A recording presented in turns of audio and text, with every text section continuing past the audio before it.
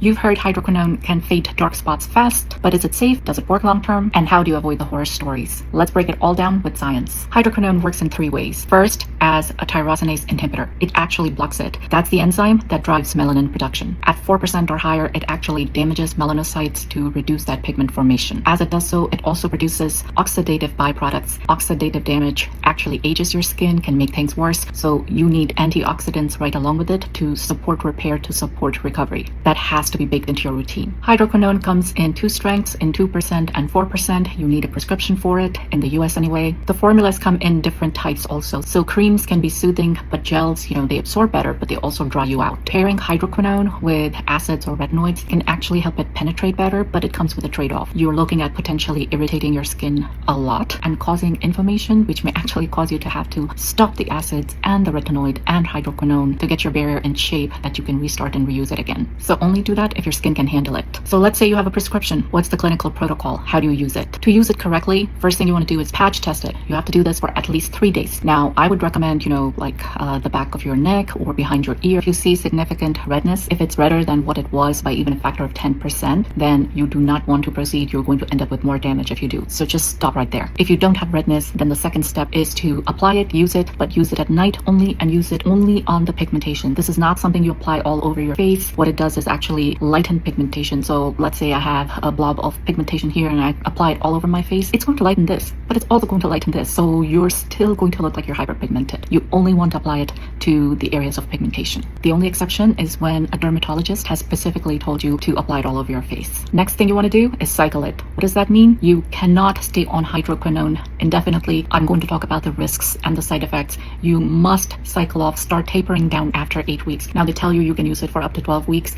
You do not cold turkey cut it out. So what you do is at the end of 8 weeks, you start reducing your usage of it so that by the time that 12-week mark comes around, you are then able to stop. This is very important. Please do not use it longer than prescribed. You are going to end up damaging your skin even further. And every single day, without fail, you must use sunscreen. You are going to be very photosensitive with it. And if you don't use sunscreen, you're also going to keep reversing any help that hydroquinone is giving you. So apply at least SPF 30. My preference would be for at least SPF 40. Reapply diligently. Give your barrier the support it needs with things like panthenol, with ceramides, as well as antioxidants. Now let's get into some of the safety stuff before we talk about what your warning signs while you're using hydroquinone are. Now, hydroquinone isn't banned in the US, but it is regulated, and that's for a good reason. Prolonged use can actually cause pigmentation, these blue-black patches that can show up anywhere on your face, on your skin, that are actually very hard to reverse. In most cases, they really are permanent. So in trying to treat some pigmentation, if you go overboard with hydroquinone, you could end up with very large, splotchy, blue-black patches that look worse than whatever your original pigmentation did. For this reason, hydroquinone is actually banned in the EU. The risk of getting that pigmentation and the number of people that report it is not worth of trying to treat pigmentation that could be dealt with hydroquinone. So what are early warning signs where you might be running into issues that you need to either discuss with your dermatologist on an urgent basis or stop hydroquinone use? Well, things like redness or burning that last more than 24 hours, flaking or dryness, that's running into barrier damage. And if your barrier is damaged and you start using hydroquinone on top of it, you are going to be in for a rough ride. If you see any signs of blue-black patches, stop immediately and contact your dermatologist. Slightest bit, faintest bit, whatever, you really have to stay very vigilant. I recommend that you actually take pictures.